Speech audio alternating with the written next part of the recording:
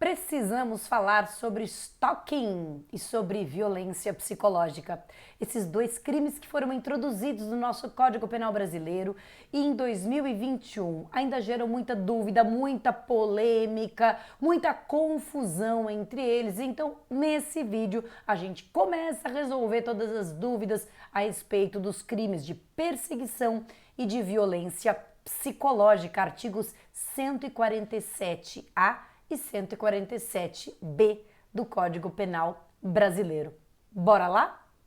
Seguinte, a gente sabe que os crimes contra a liberdade, a gente já viu, constrangimento ilegal e ameaça, não atingem apenas a liberdade física, a liberdade ambulatorial, a liberdade de ir e vir.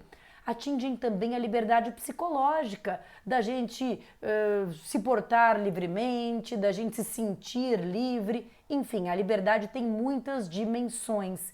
E dois crimes novos foram introduzidos em 2021 por duas leis diferentes. Primeiro foi a perseguição e depois a violência psicológica no Código Penal, justamente dentro desse capítulo, crimes contra a liberdade. Então nós temos o constrangimento ilegal, lá no artigo 146, depois a ameaça, que nós já vimos, no 147, e aí vem perseguição, 147A, e violência psicológica, 147B.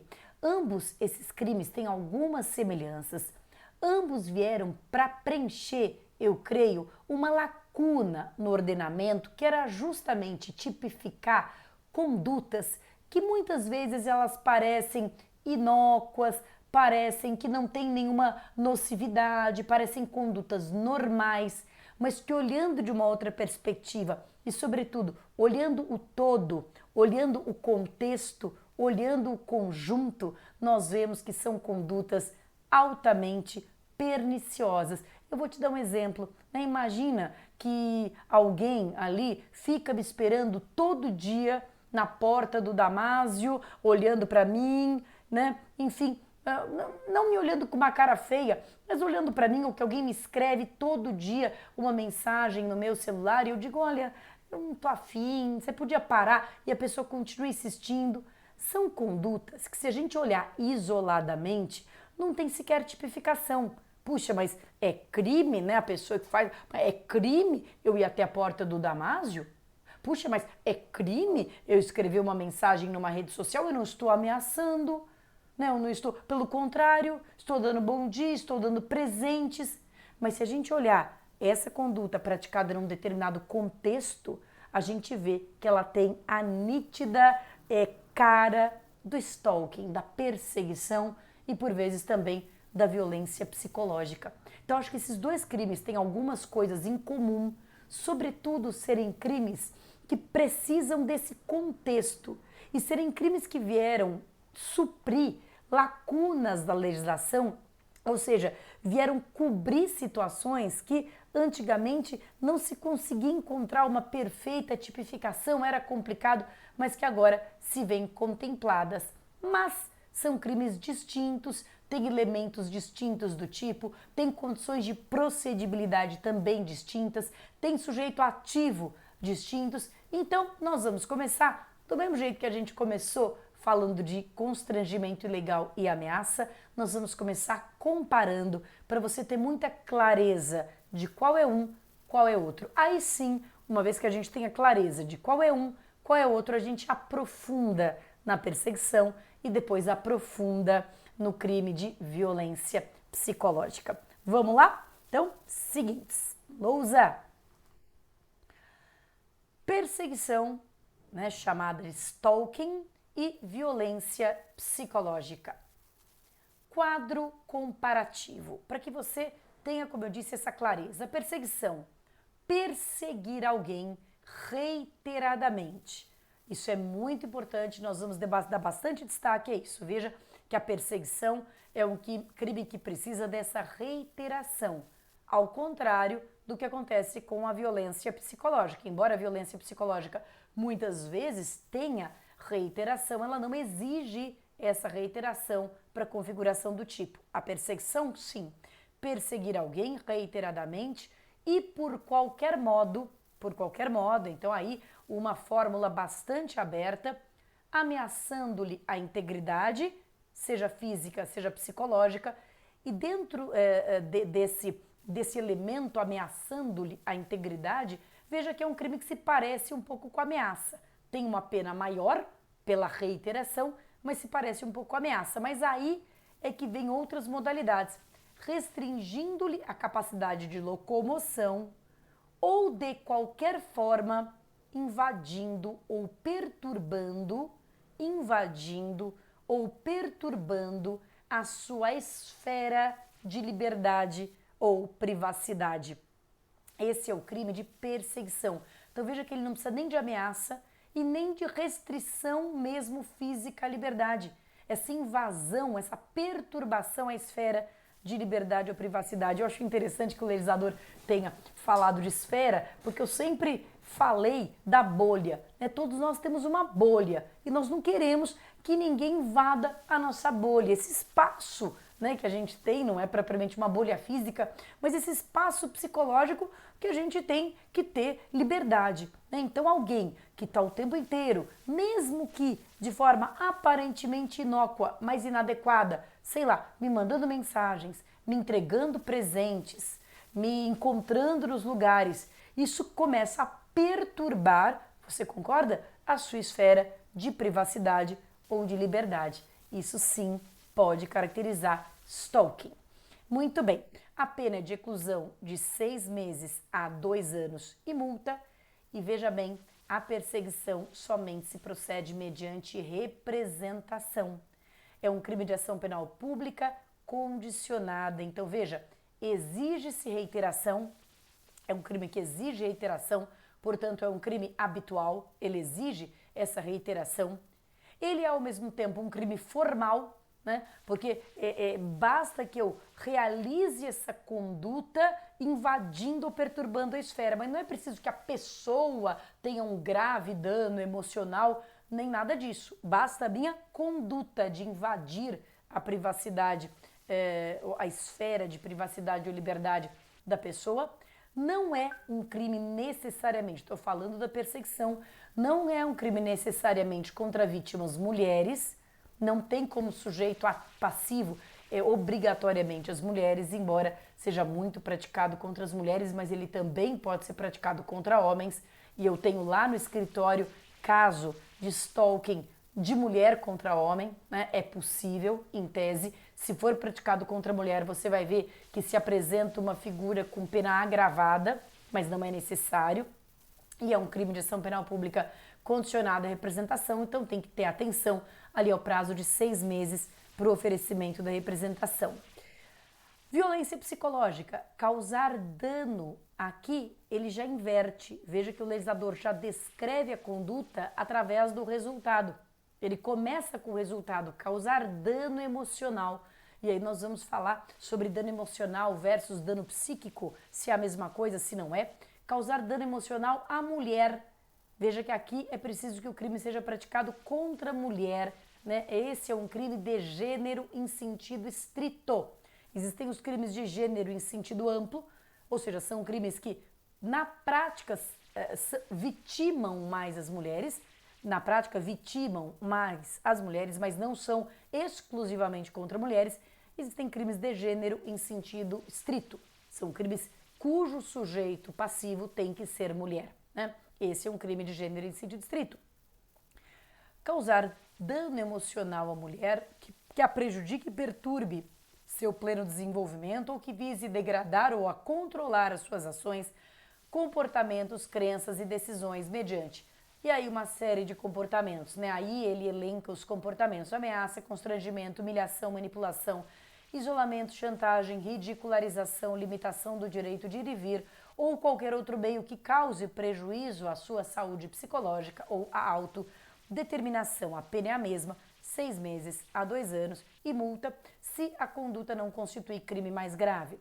Nós vamos ter um vídeo só falando de violência psicológica, senão fica muito extenso e cansativo, né? Então hoje nós só vamos ver perseguição. No próximo vídeo você já fica aí antenado, porque nós vamos falar sobre violência psicológica, mas apenas aqui nesse momento para comparar. Então, a violência psicológica, ao contrário da perseguição, não exige reiteração.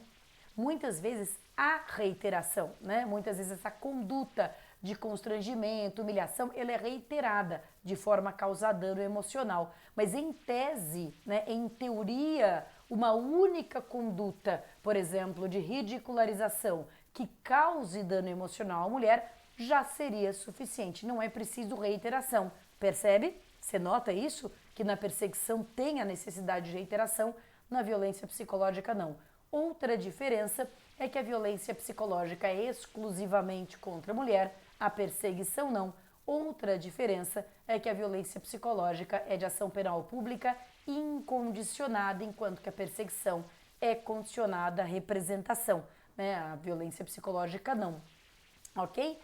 Muito bem. Então nós vamos agora, neste momento, analisar com mais detalhe a perseguição. E no próximo vídeo, aí sim, nós falamos da violência psicológica. Então vamos agora mergulhar, vamos verticalizar para que você compreenda, para que você domine todo esse tipo penal. Então vamos lá. Como é que é o tipo penal novamente? Perseguir alguém. Perseguir alguém. Não precisa ser uma perseguição física, sair correndo atrás de alguém. Perseguir é entrar em contato insistentemente. Esse é o perseguir. Perseguir é insistir no contato. Perseguir reiteradamente. Perseguir é insistir no encalço, insistir no contato, que não precisa ser um contato físico. Como que pode se dar essa perseguição? O legislador, ele arrolou determinados meios, mas para depois usar a famosa cláusula de interpretação analógica. Interpretação analógica. O que é interpretação analógica? É aquela fórmula aberta, é aquela fórmula que começa com meios definidos para depois usar uma fórmula aberta de equiparação analógica. Então, perseguir alguém reiteradamente por qualquer meio, como? Ameaçando-lhe a integridade física ou psicológica. Então, veja, nós vimos no vídeo passado a ameaça. Se você não viu, volta a fita, vai lá e assiste. A ameaça tem uma pena de 1 a 6 meses. Então, se essa ameaça for algo reiterado, ela pode dar origem a uma perseguição, porque a ameaça é um dos meios de perseguir. Lembra que a ameaça ela pode ser elemento de vários tipos penais? Eu falei isso no último vídeo. Pois é, pode ser elemento de vários tipos penais, inclusive aqui do crime de perseguição. Então, ameaçando-lhe a integridade física ou psicológica, restringindo-lhe a capacidade de locomoção ou de qualquer forma, invadindo ou perturbando sua esfera de liberdade ou privacidade. Então veja que esse de qualquer forma, ele acaba abrangendo todas essas formas de insistir num contato não desejado, insistir num contato não desejado, mesmo que isoladamente pareçam formas não perigosas, pareçam formas inócuas. Puxa vida, mas imagina que eu chegasse no meu trabalho e todo dia tivesse um buquê de rosas lá no meu trabalho, né? Sem que evidentemente houvesse uma reciprocidade, sem que eu quisesse, né? E eu manifesto, eu falo, pare com isso, não quero mais isso, e a pessoa todos os dias me entregasse um buquê de rosas. Veja, entregar um buquê de rosas é crime? Não. Daria para tipificar em ameaça? Não. Injúria? Não.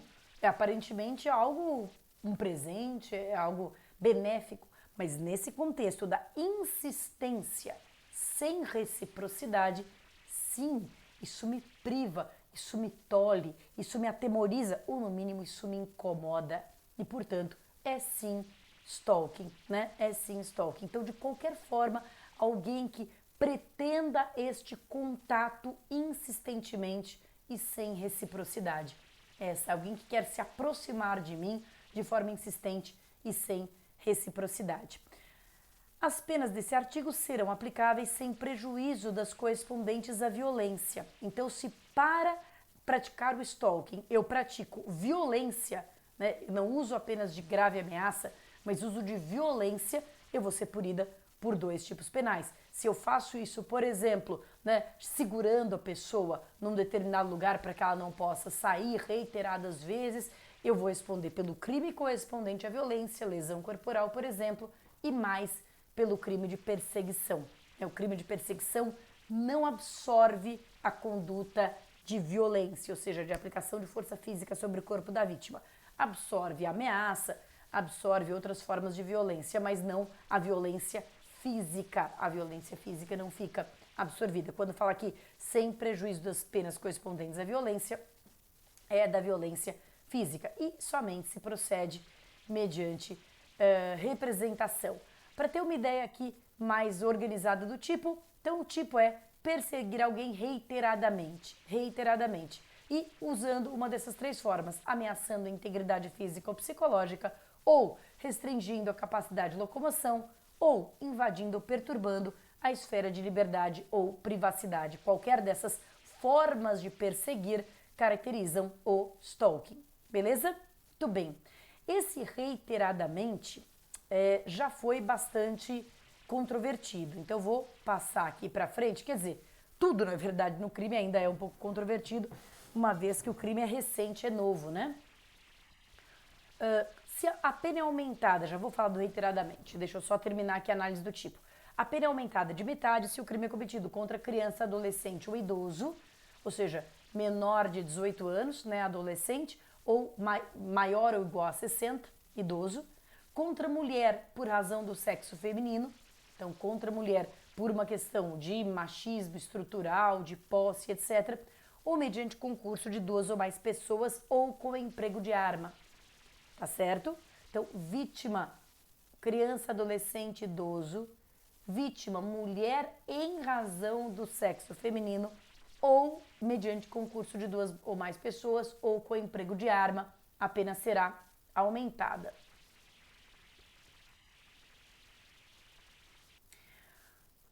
Vou analisar aqui os elementos do tipo. Então, o bem jurídico é a liberdade, o sujeito ativo pode ser qualquer pessoa, o sujeito passivo também pode ser qualquer pessoa, então não é necessário que seja mulher, como no crime de violência psicológica, mas determinadas vítimas implicam uma majorante. Quem? Criança, adolescente, idoso, mulher em razão do sexo feminino, tá certo?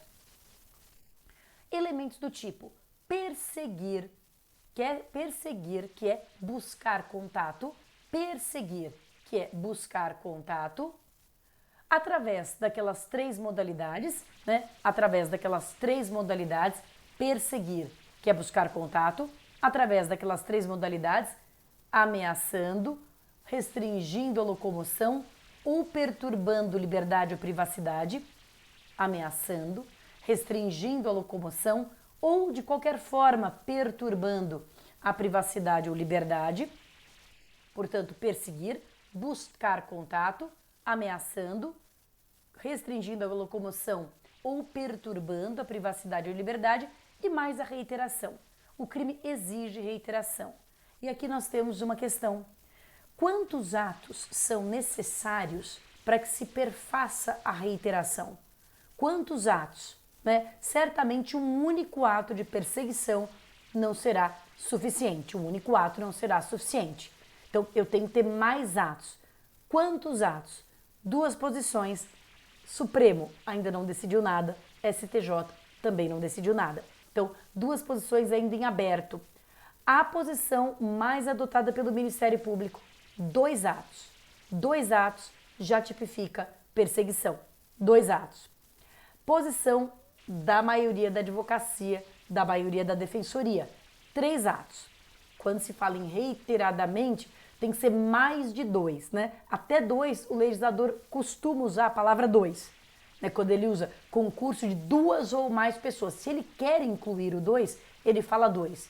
Mas se ele não fala 2, então o 2 ainda não está dentro, é a partir do 3º ato. Então, Ministério Público, 2, Defensoria e Advocacia, 3. De qualquer forma, tem que ser mais de um ato. Agora, a jurisprudência começa a ter alguns acórdãos interessantes. Então, por exemplo, uma forma de perseguição é implantar é plantar um dispositivo de rastreamento, por exemplo, no carro ou nos pertences daquela pessoa. Imagina que eu planto ali um dispositivo de rastreamento de GPS no carro dessa pessoa que eu quero perseguir, que eu quero saber para sempre, né? Eu quero saber sempre onde ela se encontra. Isso a jurisprudência já entendeu que como essa conduta se prolonga no tempo, como ela se prolonga no tempo, ela pode ser compreendida como uma conduta reiterada para fins, portanto, de stalking. Ela pode ser compreendida, foi na verdade uma única conduta que se prolongou no tempo. Isso está mais para a ideia de crime permanente do que propriamente para a ideia de crime habitual, de habitualidade. Né? São duas coisas diferentes. Uma coisa é a permanência, um crime que se protrai no tempo. Outra coisa é a habitualidade, a repetição de uma conduta. Em tese, o texto da lei exigiria a repetição de uma conduta, mas a jurisprudência já entendeu que essa prática, né, de você colocar um dispositivo que fica ali operando, né, dias e dias é suficiente para fins de reiteração. Várias condutas praticadas no mesmo dia. Então imagina o seguinte, imagina que uma pessoa me manda 10 mensagens e eu, né, sem que haja nenhuma reciprocidade, claro, tem que ter cuidado, a aplicação do tipo não é para ser feita de forma superficial, mas digamos que meu ex, que sabe que eu não tenho a mínima intenção de falar com ele, começa a mandar 10 mensagens durante um dia, só que foi um dia só. Teve reiteração ou não teve? São questões aí que a jurisprudência vai precisar acomodar. Entendimento atualmente é no sentido de que sim, de que essa reiteração pode ser inclusive no mesmo dia, Então veja, né, que eu preciso de vários atos de perseguição. Em tese, uma perseguição só não faz o crime, mas na prática, vários atos de perseguição no mesmo dia ou uma perseguição que se estenda no tempo, aparentemente a jurisprudência está aceitando isso como o crime de perseguição. Beleza? Elemento subjetivo, o dolo, é preciso da intenção. Então, se, sei lá, minha cidade é pequena e eu acabo trombando a pessoa, eu sei que a pessoa não quer me ver nem pintada de ouro, mas a cidade é pequena, eu acabo trombando com ela sem querer, não vai ser perseguição. Por óbvio, a perseguição precisa do dolo e a consumação com a habitualidade dos atos de perseguição. É um crime habitual, é um crime considerado habitual. Agora aqui, outra questão interessante que vai começar a aparecer em concurso público, prova da OAB e mesmo para a vida real. Os crimes habituais, se você for ler lá na doutrina, você vai encontrar que os crimes habituais, via de regra, não admitem tentativa. Não é possível a figura tentada de um crime habitual. Não é possível a figura tentada de um crime habitual, porque das duas uma. Ou já se praticou aquela conduta o número suficiente de vezes, seja 2, seja 3, enfim, para criar um hábito e aquilo virou crime, ou ainda não se praticou e aí o que se tem é apenas um ato preparatório ou uma conduta penalmente relevante. Não há ainda um início de execução. Ou seja, a moral da história é que no crime habitual não haveria iter criminis, não haveria como eu ter um início de execução e uma não consumação. Porque no momento em que eu reiterar o comportamento, já consumou. E aí, consumado. Não consumou, né? Não tem como compatibilizar isso com a tentativa. Só que no crime de perseguição, a gente vê uma certa flexibilização. E há entendimento da doutrina, que entende minha querida amiga Silvia Chaquian, Alice Bianchini, que aliás escrevem um livro excepcional, né, dos crimes contra as mulheres. Por favor, se você se interessa por esse tema, lê esse livro, porque é formidável, fantástico. Também Valéria Scaranci, Crimes contra Mulheres, né, elas defendem, e acho que com acerto, que é sim possível. A tentativa e eventualmente uma prisão em flagrante por tentativa de stalking, se a pessoa tenta ali, já demonstra que aquilo virará. Imagina essa história de colocar um rastreador. E imagina que eu flagro alguém tentando colocar um rastreador.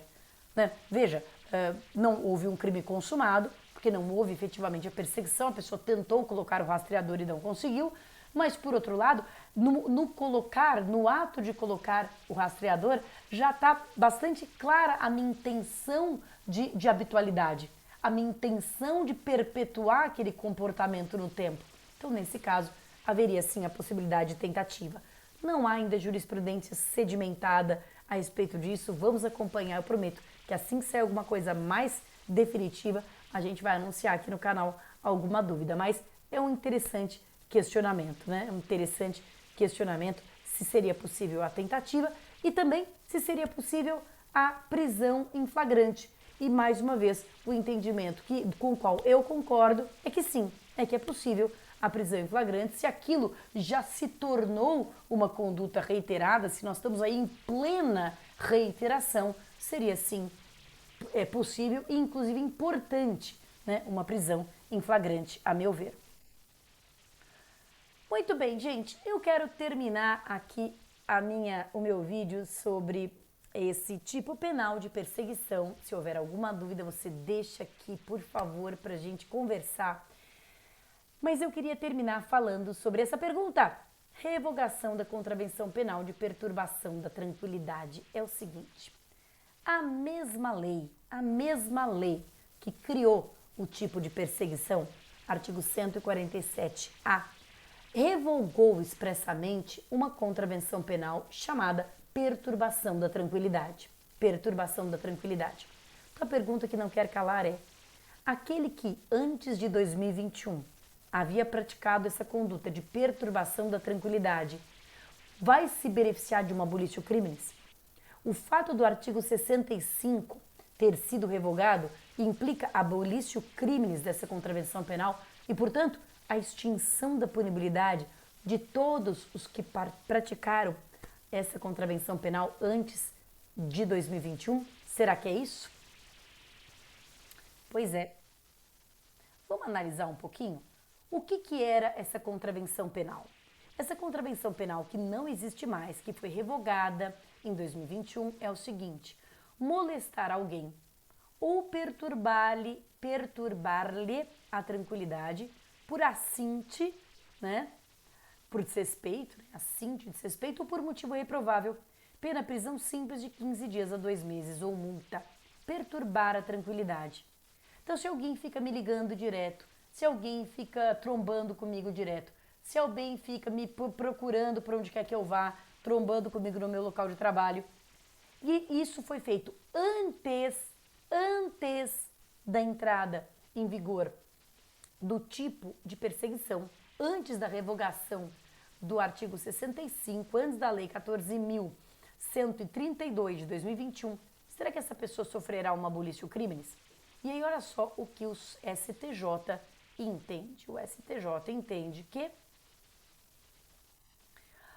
e esse entendimento está no informativo do STJ, então é algo bem sedimentado, é algo já bem solidificado e algo que tem grande chance de cair em concurso público, prova de faculdade, prova da OAB, tudo isso, e na vida real também é muito importante, é óbvio.